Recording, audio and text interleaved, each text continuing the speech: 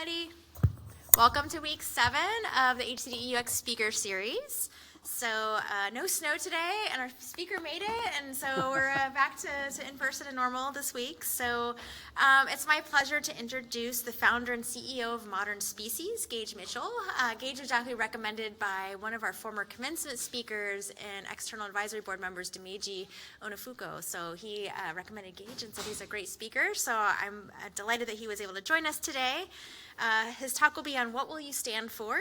And in his bio, he says that he sees everything as a design challenge, whether designing an object, a business, a community, or anything in between. He believes that both the process and the solution must aim to bring about a better world for all. That's why he founded the brand design agency Modern Species and the Brands for a Better World podcast. So if you want to hear more about that, you can listen to his podcast. To help design a more just, healthy, and regenerative world through purpose-driven strategy, sustainable design, and compelling storytelling. He also serves as the creative director of the marketing collaborative Kindship Group, as the co-chair of the Washington B Corp Collective, and he's helping to reboot the Seattle chapter of AIGA, the Professional Association for Design. Gage's passion lies at the intersection of design, business, sustainability, and food. So with that, take it away, Gage. And I think he has some prizes if you wanted to be more engaged and ask questions, but I'll let him share more about that. So that's true.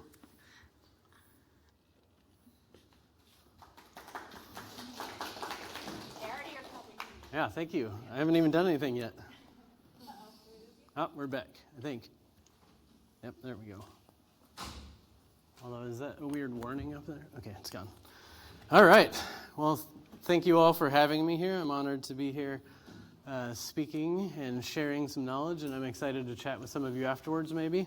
As Julie mentioned, I do have a few prizes for curiosity, so if you do ask questions, you can get a copy of the Path to Impact workbook that I co-authored and or a Modern Species keychain that says Design a Better World on the back. So both could be cool, your choice, I guess. And I have 2 workbooks in Spanish, too, in case that's more convenient for you.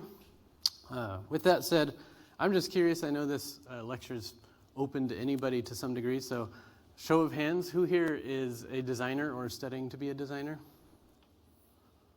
Okay. And what about engineer? And then other? Someone else? Okay. Others, I'm just curious. What are you, product? Okay. Research, okay, cool. Data and research, awesome. Well, all those professions fit nicely together. I come from a design background, so a lot of my conversation here today will be around design, but I see design as an inclusive process that includes, research, data, product, everyone, right? So I don't think you have to necessarily have a degree in design to participate in design, and maybe not even to lead design. But ultimately, what I get passionate about in terms of design is that we as designers, and again, I use that term somewhat broadly, we're the people that are going to be kind of crafting the experience of the world for people moving forward, right? We're designers of brands like myself. That's mostly what I spend my time doing, but we're designers of products. We're designers of digital or physical products. We're designers of buildings and spaces. We're designers of companies even. That's another one of my passions. We're designers of community, another one of the things I do a lot. We're designers of policies, which some of my good friends are often working on circular economy policies or food justice policies, et cetera. The focus of this conversation today will be around impact. We're designers of creating positive impact in the world or negative impact if we're not paying close enough attention. We're designers of systems. We're designers of cultures, of movements, and more importantly, we're designers of the future. And we get this privilege and power to influence culture and make people's lives hopefully better, sometimes worse if we don't do a great job. But ultimately, we're not passive participants in the future like a lot of people out there. We have the privilege of actually being the future makers. We're not necessarily order takers of somebody saying, go do this thing, but we're the people out there doing the research, coming up with strategies, looking at the data, making suggestions, specifying materials, and designing things to be more user-friendly or whatever else it is. So we are the future makers in this room, which is pretty cool, if you ask me. It's nice to be able to participate in what the future looks like, because you can be a little bit selfish in that and try to design it in a way that you want the world to be.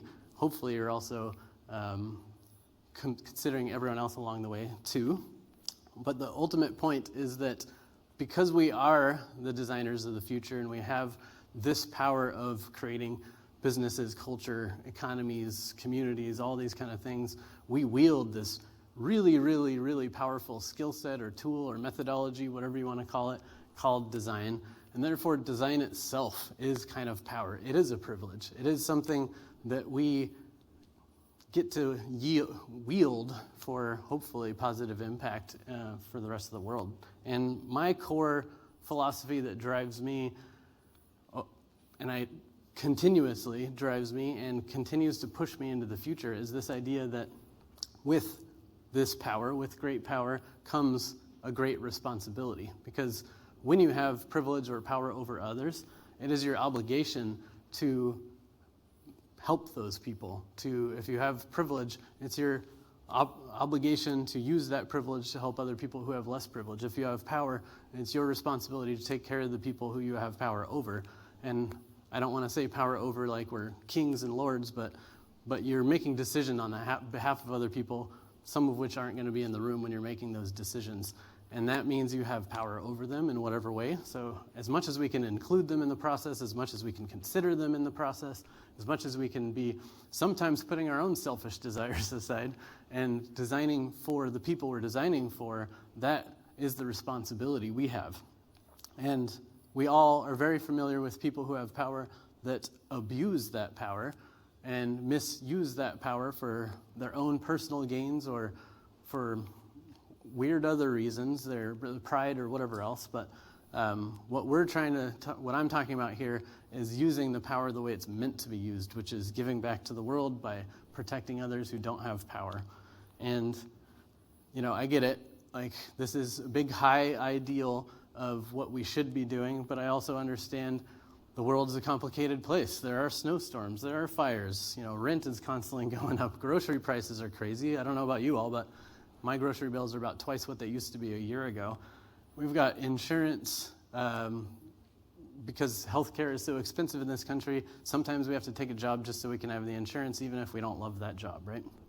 There's taxes to consider. Maybe you don't have enough money to give to the charities you want to because you had to pay all your taxes, or maybe some of your family members are dealing with health problems. Maybe you're trying to save up for your dream home, or you're wanting to go on vacation, or you're getting pressure from your family or friends to behave in certain ways or do certain things. Maybe you have some career pressure. Like, you don't want to stick your neck out on the line and talk back to your boss and tell them that that's not the right way to do things, or we should include these other voices in the process if you might get fired and then have a hard time getting another job.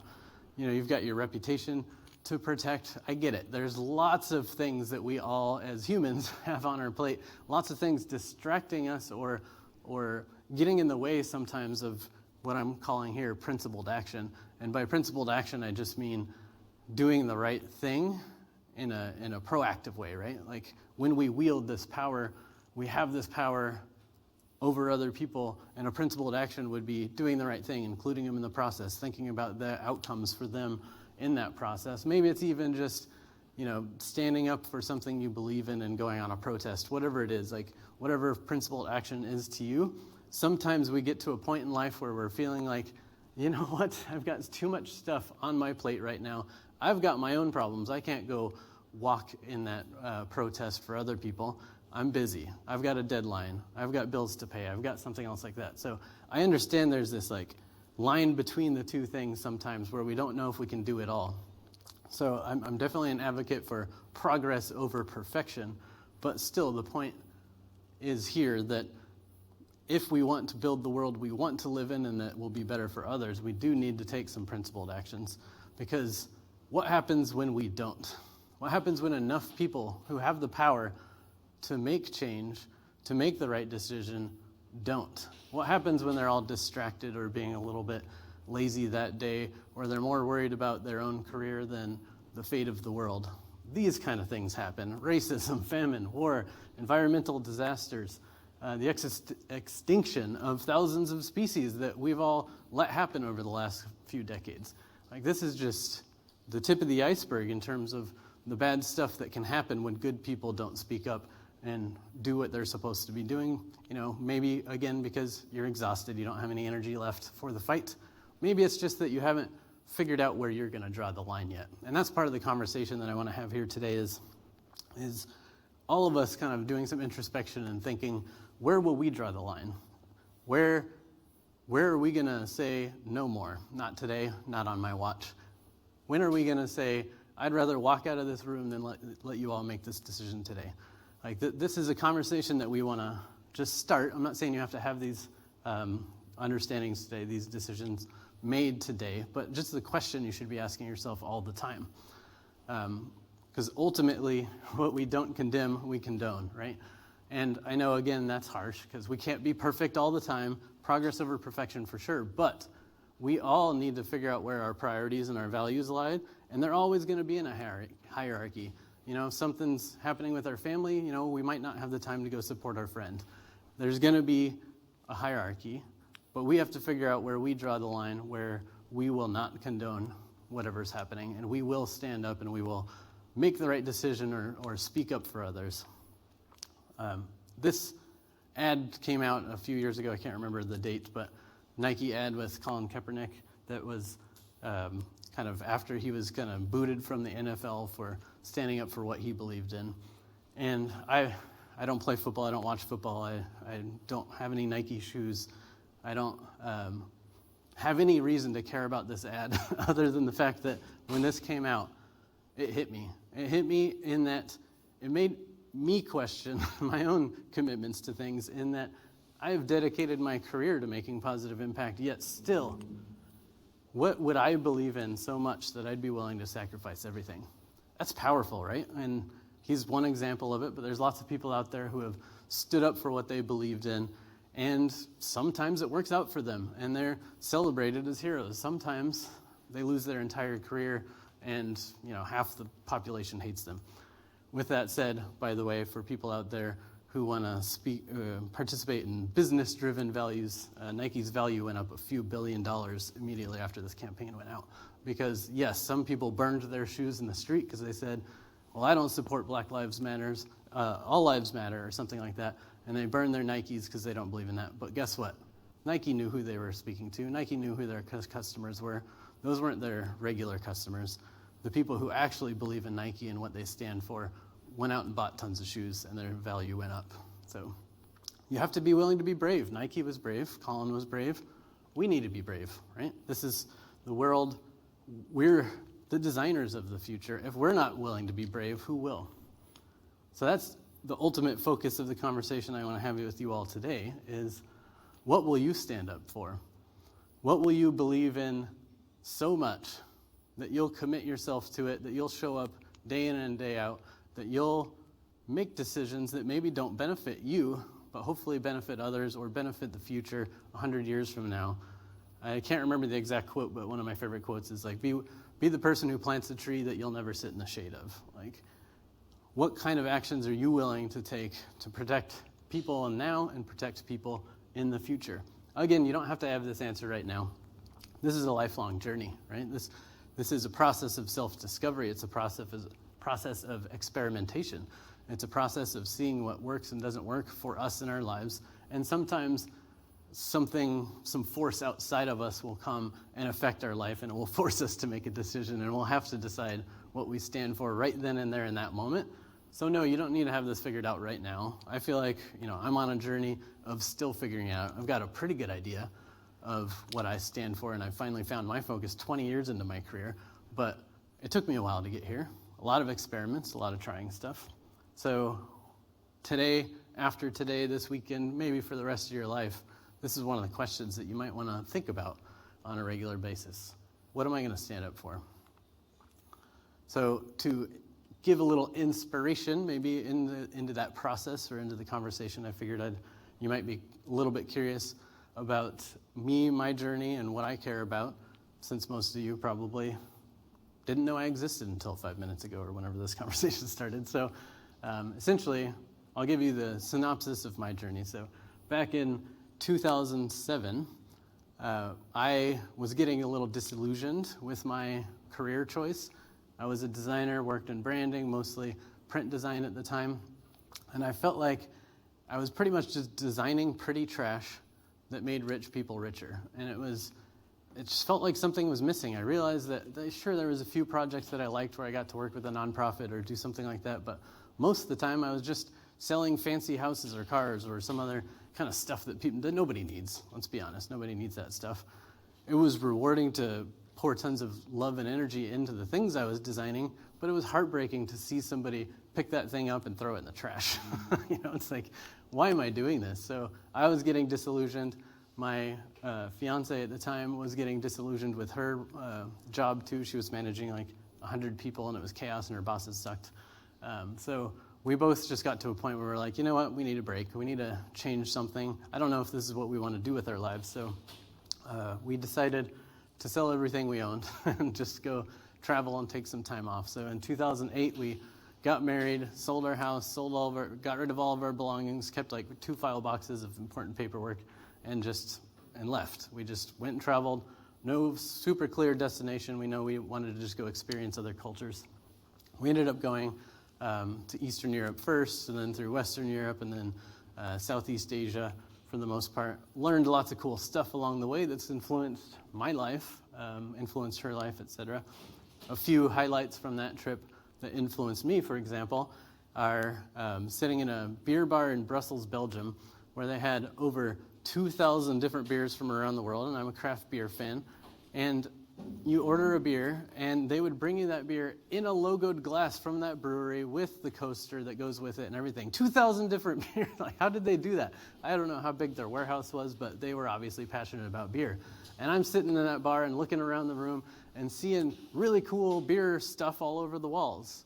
Like, there's a whole culture of beer design. And I thought to myself, somebody out there designed all this stuff. I'm a designer. I could be designing this stuff. Why don't I, when I start my career back up again, why don't I design for stuff I care about? Instead of selling fancy houses and stuff that people don't need, I'm going to design for stuff that I want to see in the world.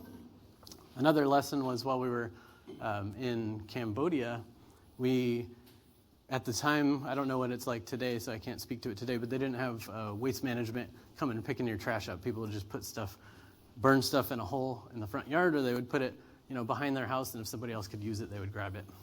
And I was seeing like Lay's potato chip bags, things like that someone like me designed, and it's getting burned in a hole, black soot's going everywhere. I'm pulling it out of my ears and my nose. It was just not a healthy place to live in, and someone along the line designed that package and maybe could have asked where this package is going, and maybe designed it to be compostable instead of not recyclable or just destined for trash. So that was a time where I thought, well, maybe I should, when I go back to design, I should try to design more responsibly. I should ask more questions. I should be more curious about the process, about the place that it's going, about who's using this, etc. And then another quick one I'll say is we were doing a meditation retreat in Thailand, and it was right during the election, the Obama election at that time, and one of the facilitators or coaches, meditation coaches, came up to us and said, hey, can I give you some money that you could donate to the Obama campaign? And we said, no, that's technically illegal, but don't worry about it. We think he's got a good shot. We've already cast our ballots or whatever. Similar moments like that would happen where we were speaking to like some Polish people, and they'd ask a question about American politics, and a British person would be sitting next to us, and they would answer in more detail than we could. Bottom line, for whatever reason, the rest of the world pays more attention to us sometimes than we do.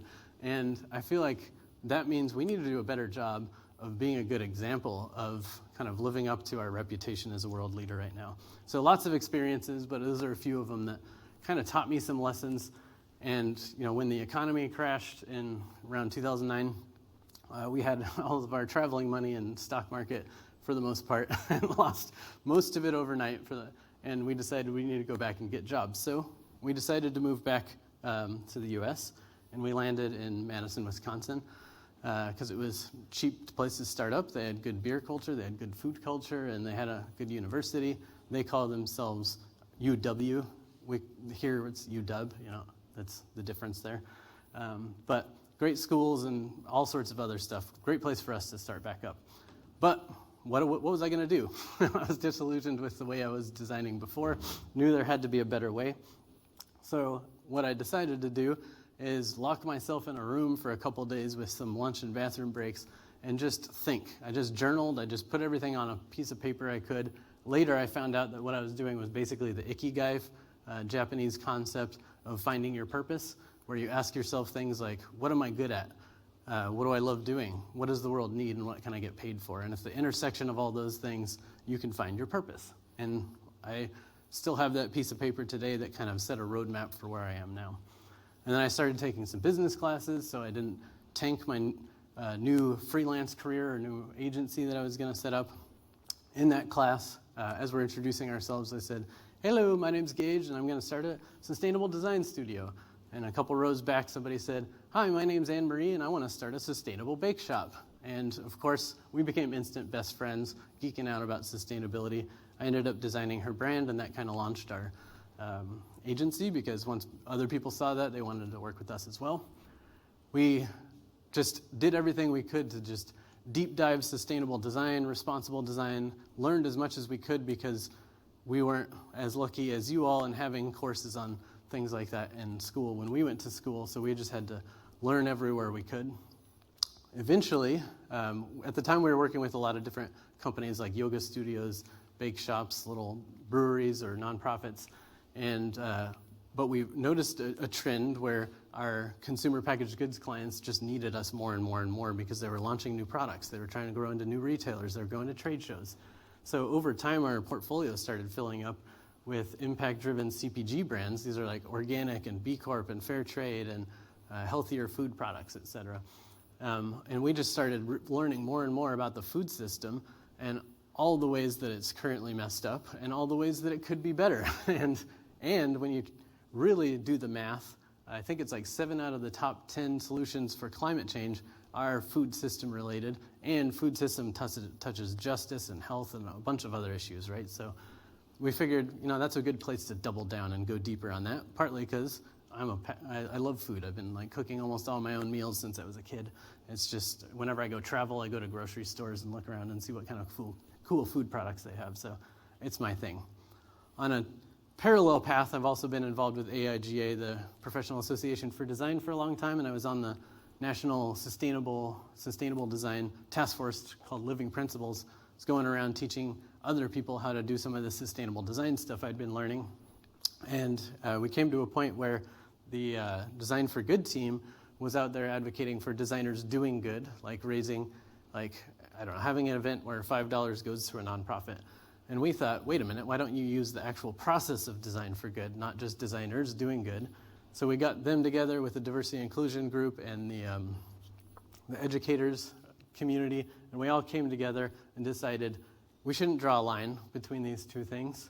We should figure out how to unite them so that when you're doing good design, you're also doing it sustainably in an inclusive way. And we ultimately ended up coming up with this our Path to Impact process and workbook that I was mentioning as a prize, if you ask questions.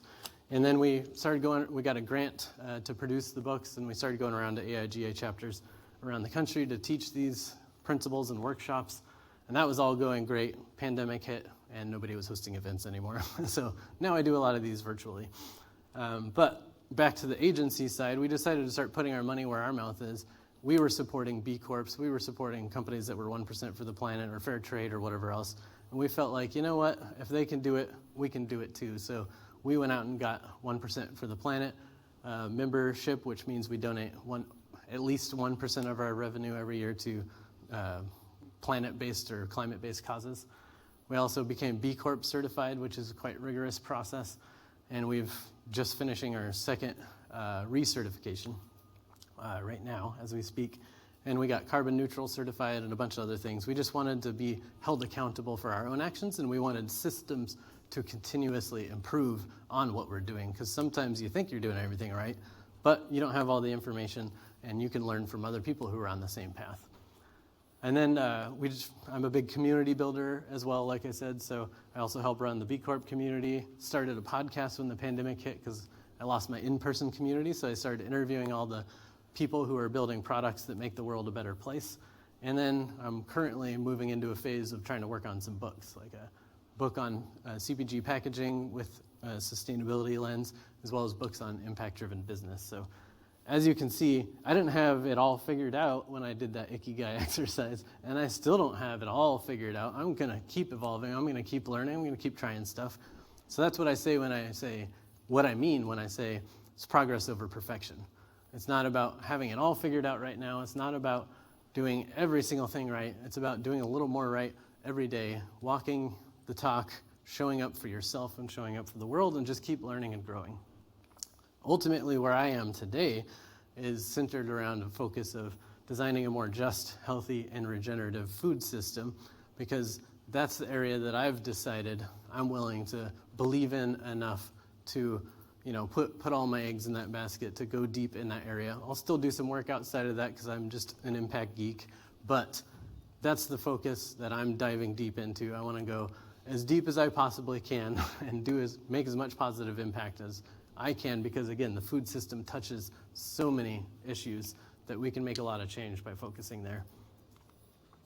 And I know this wasn't like a design portfolio show. I figured some of you might want to see some of the stuff we do at Modern Species. So we do a lot of branding, packaging, sustainability, and impact reports and storytelling. This is a snapshot of a few of the brands and or packages that we've designed. They're all, again, companies that are like organic, regenerative, fair trade, better for you, better for the planet, maybe cooperatively owned or whatever else. So that's the kind of stuff we do at the studio.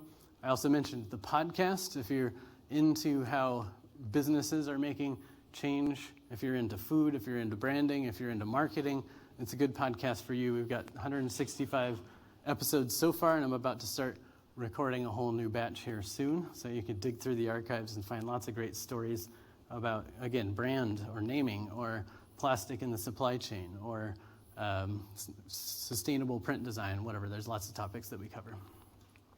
Also, if you are into using business as a force for good, we do have the Washington B Corp Collective, where we're hosting social events, volunteer events, and we're going to do training events to help businesses push their impact forward. So LinkedIn is our most active spot, so you can find us there, or you can reach out to me. I'll give you some links to some upcoming events. In March, we're going to have a couple events that are going to be training focused, like sustainable marketing.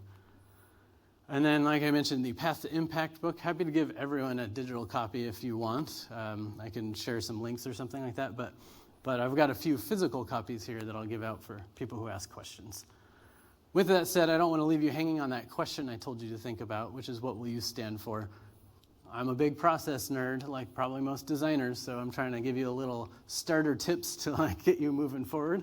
So tip number 1 would be learn who you are. That Ikigai method is one of my favorite methods, but there are books, there's journaling exercises, you can get coaches, you can do cohort group with some of your friends, but just do a lot of introspection. And then you are designers of the future. You are going to make an impact in some way, so be conscious of it. Pick the area you want to focus on. For me, it's food, but for you, it might be something else. It might be education. It might be gender equity. I don't know. It might be something like that, but figure out what's important to you so that you have an area that you can start moving in that direction. And then, progress over perfection. Again, start somewhere. You don't have to have it all figured out. You don't have to have a PhD in it. You don't have to have 20 years experience. You don't have to have all the knowledge. You just need to get started. One of my favorite quotes is, people often overestimate what they can accomplish in 1 year and underestimate what they can accomplish in 10. And I've found that to be incredibly true. You're not going to hit all your goals maybe the first year, but when you look back 10 years later, 20 years later, like I have, you're shocked by how much progress you've made or how many things you're able to do. And then again, A, B, C, always be curious, because as creatives, that's our superpower. We're the ones asking the right questions. We're the ones digging deeper. We're the ones finding a different angle. So no matter how far you get in your career, just always keep asking questions, because if you ask the right questions, you'll find the invisible system that most people aren't seeing. You'll find the connections. You'll figure out an angle that somebody hadn't considered before, or you'll make sure the right people get in the room. Whatever it is, just keep being curious. And then, of course, if you're lucky enough like me, eventually you'll find your purpose. It doesn't have to be today or tomorrow. Maybe it'll be 10 years. Maybe it'll be 50 years from now. But you'll find the thing that you believe in enough to possibly risk everything, to just go all in, to just put your whole heart into it and say, this is where I draw the line. This is what I believe in. This is where I'm going deep. So as a reminder, design is power. Design is powerful. So use it to design your life. Use it to design your career. Use it to design your impact. And ultimately, let's design a better world. Thank you.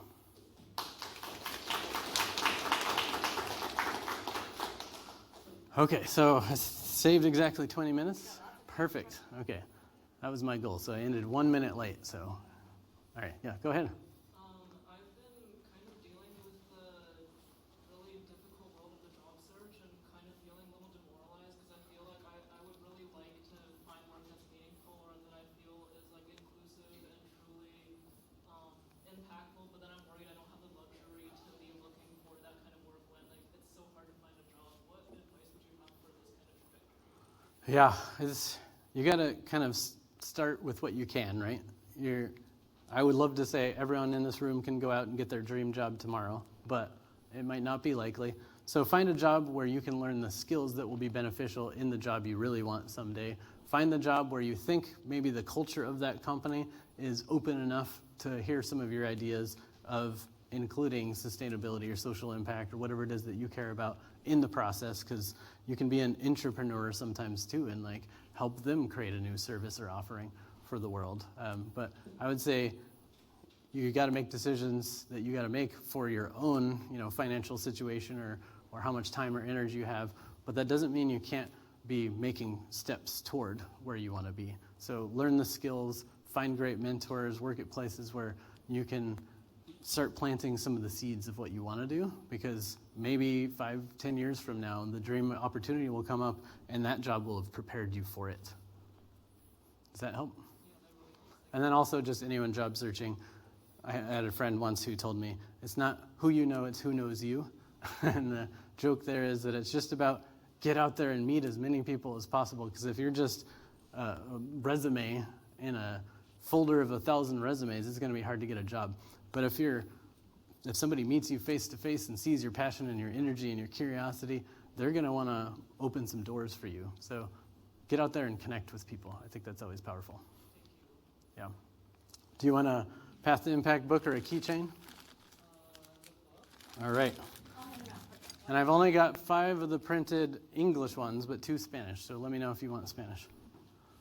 Yes. So I'm kind of at a similar point in my career as you were in 2007. Kind of just wondering, like, what is next? I'm curious, when you went on your kind of, you and your wife or fiance went on your kind of trip that was cut short by the Yeah. recession. What were you thinking would be your next move before it kind of happened? Like before I went on the trip and kind of discovered important things? While you were on the trip, honestly. Like, were you thinking you'd have to go back to work at some point and what you would wind up doing? Yeah, there was a little seed in our mind that we thought maybe we wouldn't have to go back to work if we lived in cheap enough countries, because we didn't have a lot of money, but there are some countries you can live in for a while. But we did find along the way that we got really bored not doing anything, so we started volunteering, and I was doing personal projects or like art projects or something along the way. So I knew I would go back to doing something. I just like working too much. But I honestly didn't really have a clue. I was prepared to leave design entirely if I needed to, maybe go back to school and figure something else out. So I think maybe that's part of what helped, is I was willing to just open my mind up to any possibility. And then that allowed me to see things that I might have missed if I was laser focused and had like, oh, I want to go down this path. Then I might have ignored all those other signs that were pointing me in the direction I wanted to go. So I would say keep an open mind. Try, if you're in a period of transition, experiment, like the design process. You prototype, you experiment, you try some ideas, you try them on, you see what you might like, and maybe you'll find something that way too. Just go out and do lots of things, talk to lots of people, try some stuff, read some books, find some inspiration somewhere, and just keep an open mind along the way. Thank you. Yep. Book or keychain? All right. Okay, over here, I guess. We'll try the other side of the room. So you transitioned from being a designer to also being an entrepreneur. What was the hardest lesson you had to learn to make that work? Ooh, yeah, that's the funny thing is I have another slide that I didn't put in here of like all the different titles I've had, and it's probably like 20 or 30 different titles at this point. But to some degree, I feel like it's all design, by which I mean the part that was comfortable for me in becoming an entrepreneur was designing the business. I knew how to do strategy. I knew how to go through a process. I knew how to interview people. I knew how to ask the right questions. I knew how to iterate. I knew how to, respond to challenges and find new solutions. And I think that's part of what's kept us resilient. Like, I started the agency 16 years ago, and we're still going strong and better every year in some degree, right? But we've bumped over some pandemics and other things like that and somehow survived. So I think just using your design skills or your creative mind in whatever you do, I think is powerful. And I think that's also one of the benefits of having a diverse background and trying lots of things, is because then you can use all those skills together to work on whatever you are working on. Like, because I'm also a community builder, I think that helped me start the business, because I was just naturally going out and networking and meeting people and starting my own communities if a community didn't exist. And I met lots of clients that way, or lots of collaborators. So that helped me too. But I guess you just take everything you know and put it all into whatever you're doing, and it will give you a unique lens, a unique approach to whatever you're doing, because you're the only one with your collection of interesting background and knowledge and expertise. And then for the gaps, like, I went and took those business classes at UW to fill in some gaps, like financial accounting stuff, which isn't one of my strengths, one of my strong suits. I like the creative side. So fill in the gaps with education, but don't let the lack of a degree or lack of experience stop you. Just start somewhere and figure it out along the way. It's just like a design project. Does that help? Okay, how about back? Sorry. Book, keychain? Book, sure. And sorry, did you have a follow-up to that question? Oh, I was just thinking, I feel like the hard part might be making money. Yeah, but again, you get creative and you interview customers and you find solutions. Like, one of the things I keep advising fellow creative entrepreneurs on is they come to me and they say, how do you get all these cool projects, or how do you find the work you want to do, or whatever? And I say, well, first off, you need to sell people what they already want to buy. Yeah, you can go out and try to convince them to buy stuff, and once you've built trust with them, they might listen to you. But first, you got to listen to them. You got to understand what their problems are. You got to understand what they need and what they're prepared to buy. And if you do that, it's easy to find opportunities and make money. They won't all be in exactly the thing that you want to do, but once you build that trust and reputation, you can start pitching people on ideas. You can start nudging them and giving them feedback, or create some of your own projects. Like, we've won some grants for like this Path to Impact book so that we could pursue our own passions. So I think if you're, again, take like a human-centered design approach and actually go out and talk to people and figure out what their problems are, you're going to find that there's enough problems out there that you could get paid to solve for them. So I don't know if the making money thing is the hard part. It's probably more managing the company and the business and being nimble enough to navigate obstacles like global pandemics or things like that. That's the harder part, I think. In the back by the camera, yeah. Yep. So I am not a student. I'm a external research affiliate with a different center. Cool. And one of the things that I really appreciated about your presentation is this idea of, like, my background's in public policy, and designing for policy. Nice. And how all these things are interlaced together. But I was wondering, in particular, around, like, when you were shifting, like, could you tell us a little bit more about pre-shifting gears, like how you got to design and what Yeah. drove you that direction? Yeah, sure. Growing up, I came from something of a line of entrepreneurs, so that's maybe some of where my confidence came from in just trying it. I was, since elementary school, just starting businesses out of my lockers, or going door to door and selling stuff to neighbors, or setting up my own little booth. If my mom was at an art show, I'd set up my own little booth with my own like little popsicle stick creations. Like, I was just always creating businesses. It was just something that was interesting to me. Maybe just modeled through my mother and her father and his parents. Like, we're all entrepreneurs. So I had that in me, and then I also, both my parents were artists in different mediums. So I enjoyed creativity. I enjoyed making art or creating projects or designing little toys or taking things apart and seeing how they work. And I think for me, I ended up moving into design because I liked that it was a combination of the two things. I get to be creative and I get to build businesses. And the later in life things came, like the impact focus, and I later realized that I could do design for food, because I also really liked food growing up, again, since I was a kid. My mom was busy working like 3 jobs to have enough money to raise us as a single mom, so like we were kind of off on our own most of the time. Some of my siblings would just open a can of SpaghettiOs or something, and I was the one like cooking fresh vegetables and making my own meal because I just liked it. So I think these are things like looking back, it's clear how I got here, but it's not always clear when you're on the journey. But it was just natural curiosity for business and art, creativity. And then when I found out that there was a profession called like graphic design or branding or advertising or whatever, that felt like the right path. I was curious in a couple other paths like culinary arts or architecture, but neither of those careers felt right for me. I liked the flexibility of graphic design or branding or entrepreneurism. Yeah, and the reason why I ask is because I personally feel like I know my answers to these questions, like your tips and tricks, because I've had mentors ask me these questions early on in my life. Yeah. But like getting, I'll just put these here. Those are the Spanish. Researcher, like looking into like policy working forward has been really interesting, and like I have also come to terms with like research is also design work. Yes, And, yeah. It's been interesting, like getting other people in my field to understand that. Right. So that's part of the reason why.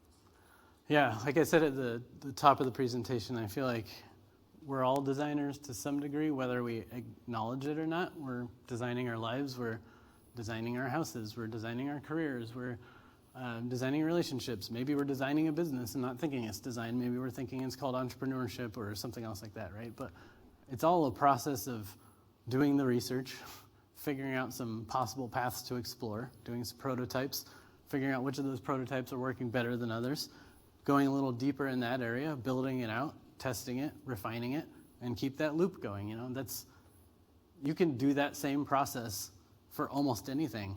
Like you can design a presentation, you can design music, you can design an album, you can design a classroom, you can design a piece of art. I don't know, you can design a meal. You can use the same principles for pretty much anything. So I agree that design can do lots of things, and everyone to some degree is a designer. Okay, we'll go on the far side and then come back over here. One thing I'm curious about is how you go about building trust. I think that when you start engaging with systems like food waste and stuff like that, you inevitably find that like it can be difficult for people to trust the product that you're building is actually better than the alternatives, especially because sometimes it can be a bit more expensive to build products better. And so I'm wondering how you go about building that trust, not only with like the stakeholders you reach out to, but also the people you're eventually going to be selling to. Yeah, I could answer that in a couple different ways. I think one would be in terms of getting your clients to trust your suggestions, maybe. And I think I often like to use a couple methods there. One would be a behavior design methodology, which in the form of behavior design I learned is you learn what's important to somebody else, and then you figure out how to frame whatever it is that you want them to do in a lens that's already important to them, because creating motivation and sustaining motivation is really hard, but tapping into existing motivation is much more reliable. So if you make it easy for others to connect with the story you're telling, it's more likely they'll go about the behavior you're trying to get them to go on. So like, let's say you want approval to increase the budget for the packaging to shift to compostable materials. Your pitch will be different based on who you're talking to. If you go to the CFO and you say, I want to do this because it's right, and they say, but it costs 4 times more, you're not going to win that pitch. They're not going to trust you because that's not what they care about. If you go to them instead and say, these materials cost 4 times more right now, but look at all these ways we'll save, or how it'll increase our exposure in this community, or double down on this, or it'll help us get a better B Corp score, whatever it is. But if you find the ways to justify your pitch based on whoever you're pitching to, that will help. And then I would also say, just in general, as a human, how you build trust is you do what you say you're going to do. Like if you tell somebody, hey, I'm going to show up at 9 a.m. tomorrow, you show up at 9 a.m. tomorrow. If you tell them, I will get that project done for you on your deadline, you get that project done for them on their deadline. And just be a person of your word, where you say you're going to do something, you do it. That builds instant trust, because as weird as it sounds, that's kind of hard to find as people that are reliable in the world. If you follow through and you do what you say you're going to do, you'll start standing out, and people will trust you to give you more of the projects and give you more power and give you more opportunities.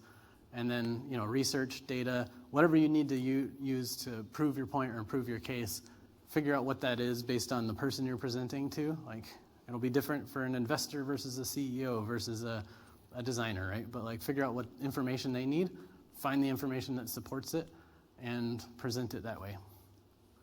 Does that help? Okay. And I said we would go back over here, so how about... Oh, there's a... If you want, book or whatever. How do you scale this? Because I imagine over time with more clients, more projects, you have to bring in help. How do you scale while also following your beliefs? Yeah, that's kind of part of what I was saying is one of the harder things about entrepreneurship is it's easy to start a micro enterprise where you're in control of everything. But when you're not in control of everything, it gets harder because you have to trust other people to make the same decisions you would make. And I think the best way to do that is design good policies and processes so that whoever is plugged in to that situation, they don't have to wonder what you would think. It's already clear. Or they don't have to know which options to pitch a client. It's already clear in your policies. Make everything explicit as possible where you don't want any flexibility, and leave openness where you want people to be creative. So I think if you design clear processes, it'll be easier to scale. And then when you have those clear processes, you also need to hire the people that will be good in those roles. So there's a principle of right person, right seat, and willing, or something like that, from a book called Traction. And the right person it's the person that's a good fit for your business. It's a good values fit. They are going to be great for your brand, for your community. They believe in the same things. The right seat means you've put them in the right role, the role that they'd actually be good at and will succeed at. And then the last one of willingness or readiness is they actually want the role. You can't force, even if they would be good at that role, maybe they don't want it. So if you've got clear processes and policies and you get the right people in the right seats, you can create an organization that would run itself to some degree. For me, I'm a little chaotic, visionary type entrepreneur. My former partner in the business was better at that structure and keeping people on track. So for me, that's what my weakness is, keeping the same process and the same structure, because I want to improve stuff every single time I touch it. So I almost never do something the exact same way twice, because I just saw this great presentation or I just read this new book and I want to weave that into the process. So you got to understand what kind of person you are as a leader too, and fill those gaps. So for me, if I really wanted to scale my agency, I would find a person who's great at systems, process, and management, and I would just be the visionary who reaches out to customers and figures out what they need and figure out what new services or offering we should create. And once we do, I could hand it off to the person who can manage and scale the process. There's a book that's tied to that Traction book, which is Traction, the Entrepreneurial Operating System, or EOS, as it's called, is a good structure for building and scaling a business. And then there's a prequel to that book called Rocket Fuel, which is about what I was just talking about, visionaries and integrators is what they call the other type, who are more systems people. The visionaries can be chaotic. The integrators may not know where the company should go in the future all the time, but they're good at running it today. The combination of those two is what will make a really successful company, because it'll just be too hard for employees to keep up with a crazy visionary if that's the only person in the business, and your business will just slowly tank if you don't have somebody looking at the future. Does that help? Okay, here. Book or keychain, by the way? I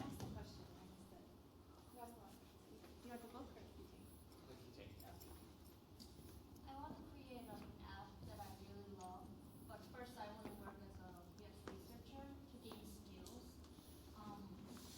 To create an app eventually, do you think it's important to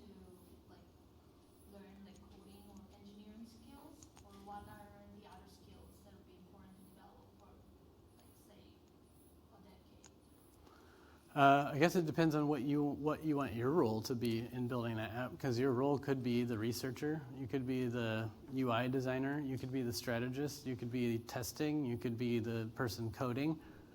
If you're trying to do it all yourself, those are all skills you need to learn. But if you're going to do it as part of a team, like you're going to hire a team or get hired by somebody, then figure out the part that you love doing and the part that you're good at and focus on that. And sure, you could dabble in learning some of the other stuff just to broaden your knowledge enough so you can interact with those other people and work with them as a team collaboratively. But you don't have to know how to do everything to make something happen.